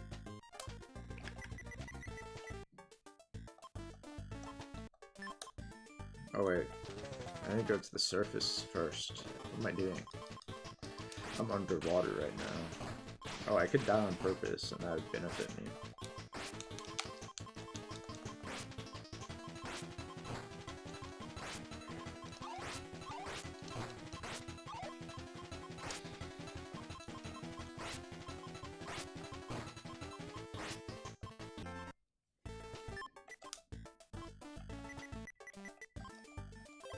I had to die on purpose. Where am I going? What the flip is this? It's just like trying to make you feel like you can go somewhere. For some reason, this section is like giving me major Star Tropics vibes. I don't know why.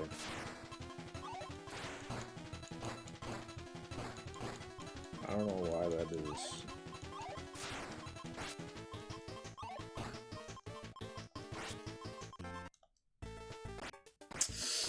Nah, you gotta do something like this in Star Tropics where you just like control a thing like underwater. Does that happen?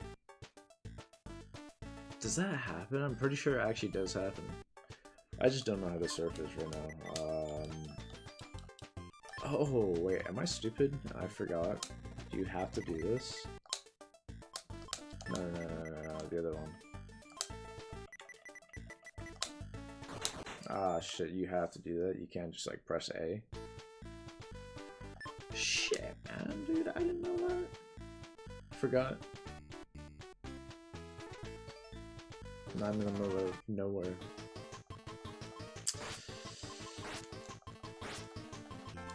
What was the first RPG you could just, like, go underwater?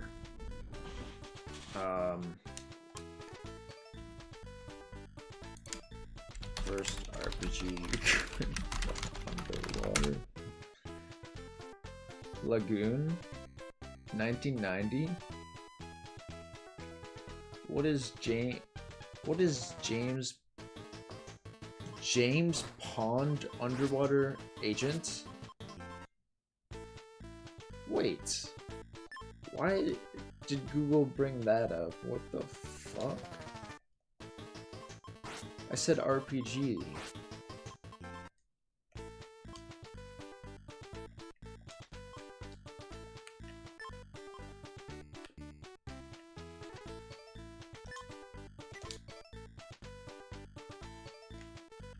Is James Pond Underwater Agent an RPG?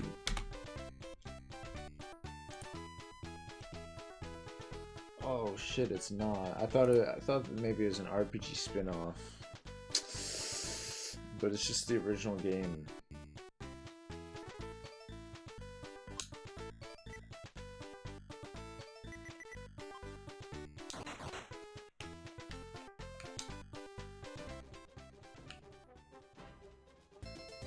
What?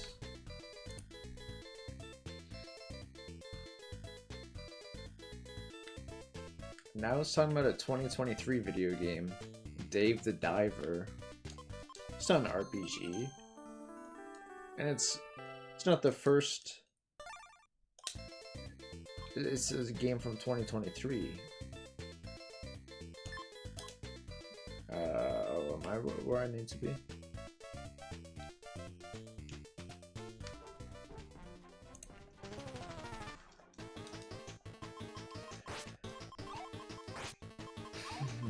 I don't know, I feel like I've played a game that came out before this where you go underwater in an RPG. Like, almost 100% positive that I... Shit, I need to read the town name. I need to read the town name. Oh wait, I forgot. I don't need to be here. I need to warp. Now that I've exited the vehicle, that's literally the only thing I... That's what I was trying to figure out how to do, is exit the vehicle. It ended up being more challenging than I expected. Oh, what the fuck? Wait, is this... No, this is not... Nah, I think I actually have to teleport to, like, the beginning of the area. Oh wait, no, it's up here, what the fuck? Damn.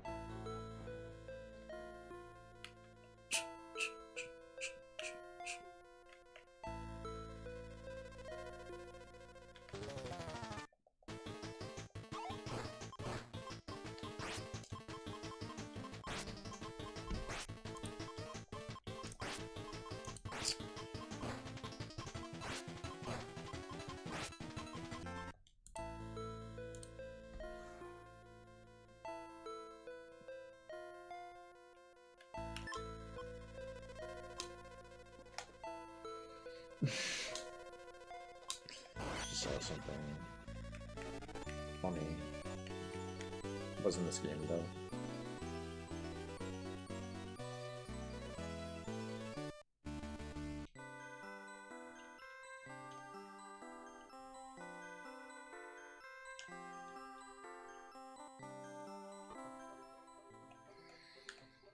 Okay.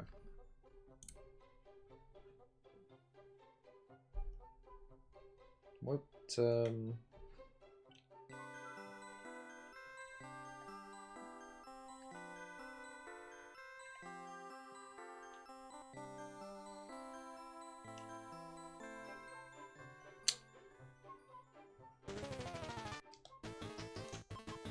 Oh, that unblocked an area?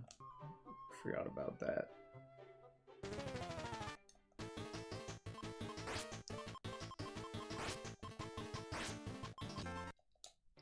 Forgot that's how it works.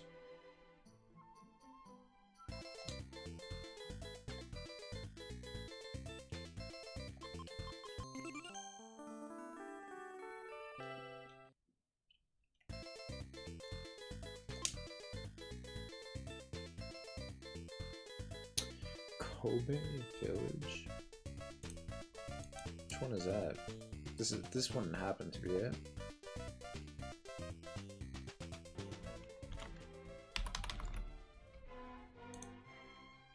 Oh, hold up.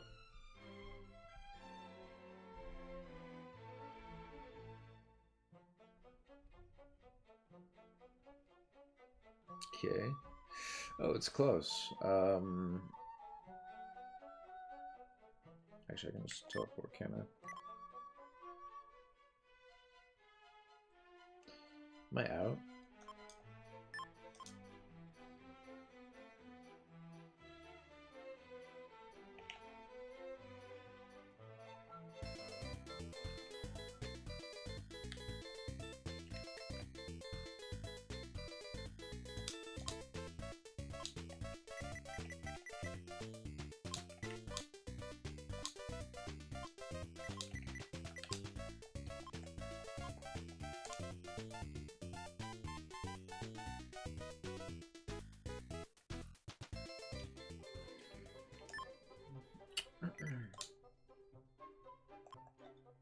always open up that one. I don't know why.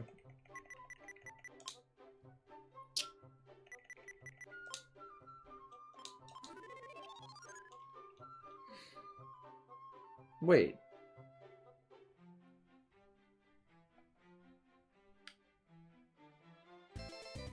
It's not the name of this place. Wait, what?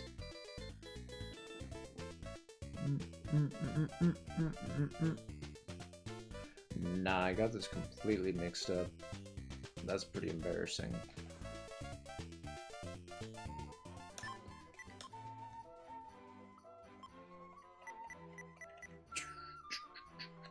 I got this completely mixed up.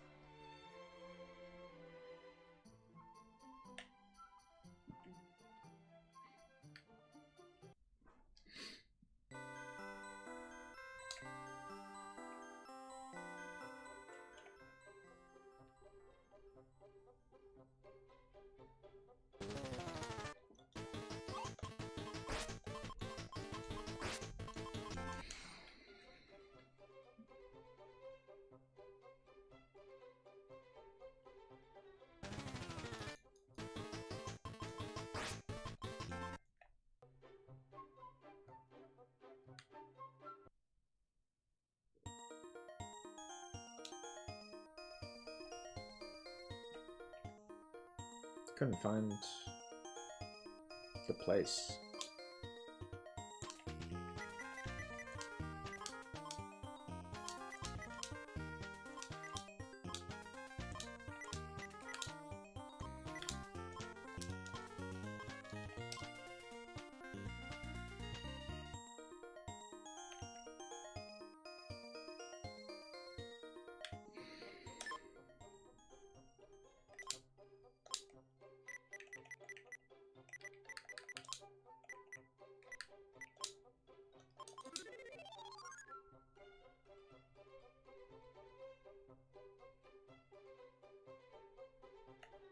Wait, is this it?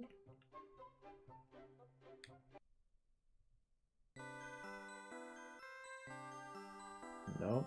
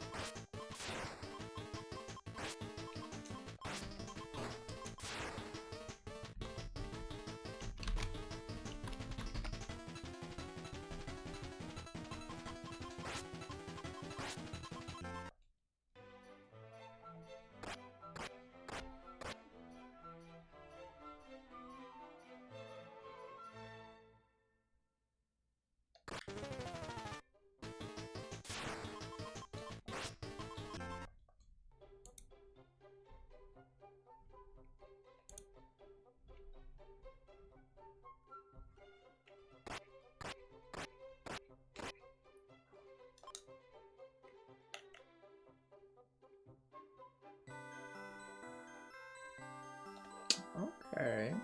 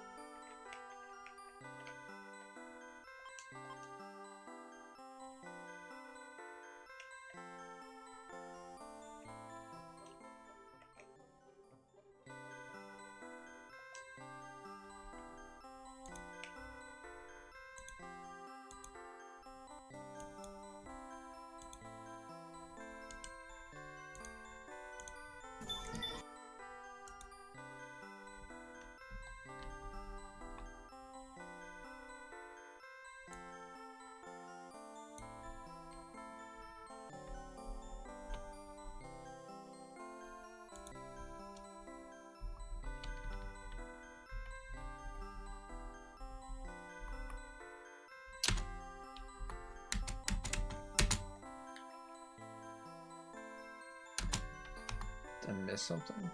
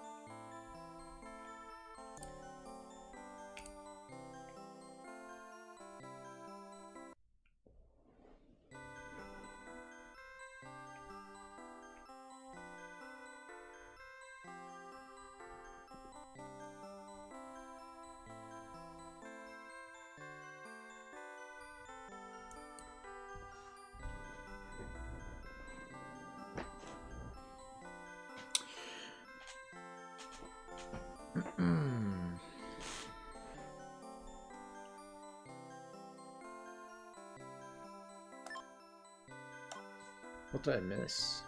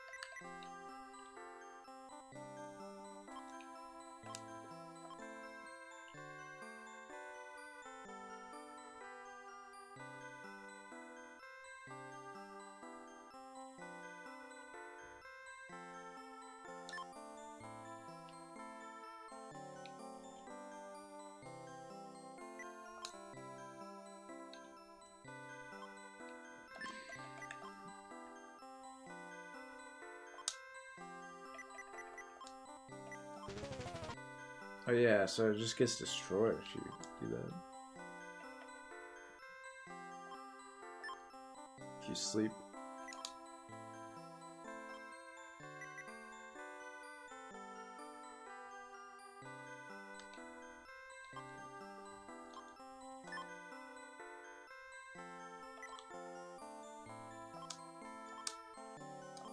No.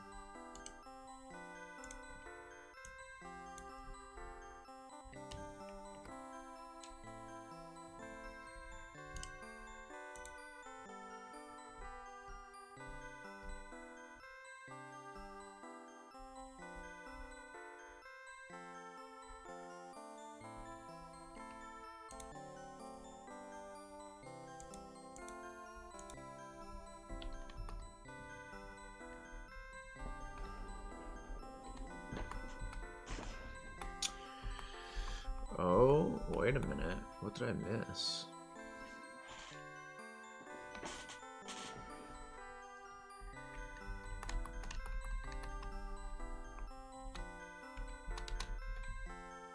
Oh.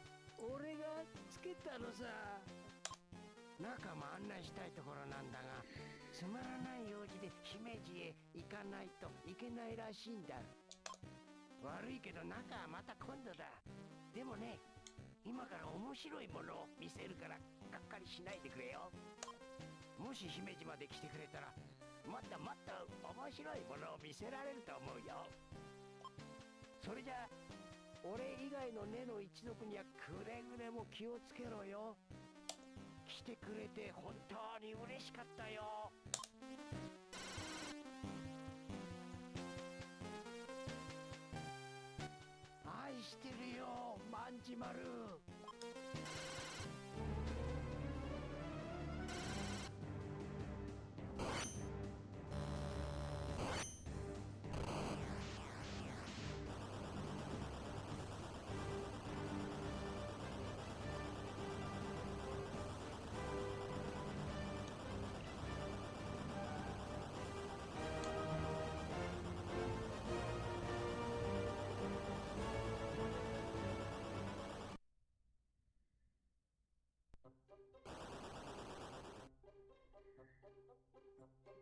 Most expensive game ever made at the time. At 4 million. 1% of Concord.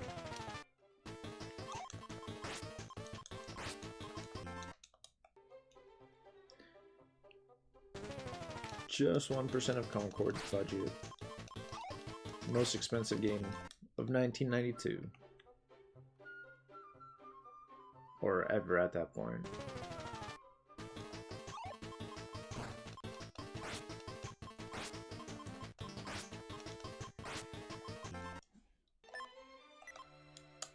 I just saved myself the trouble for next time.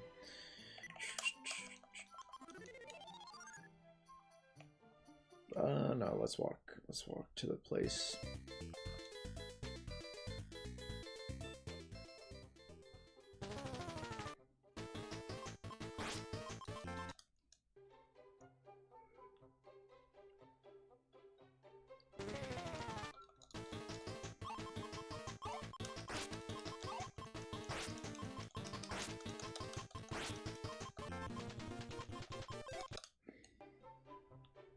Why is he the highest level? He's the weakest.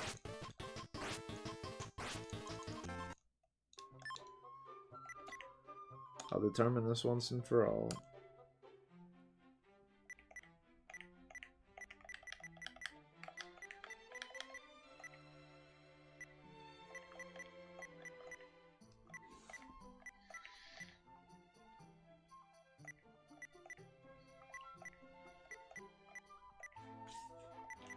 He does have the highest attack power and higher defense, or yeah.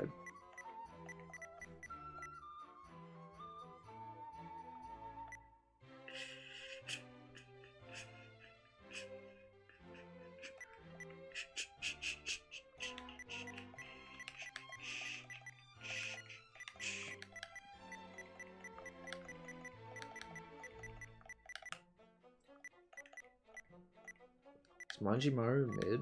Like, his stats? He's kind of mid.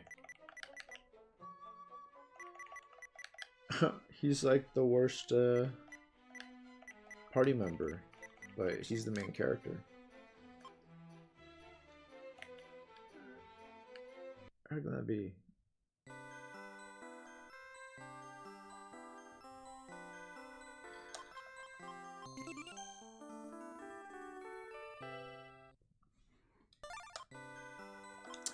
Yeah, so the curse is gone. Which means it just breaks.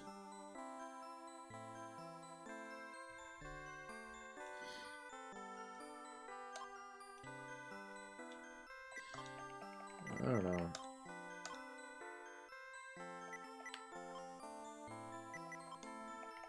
I have to assume that it's not really worth it. But whatever.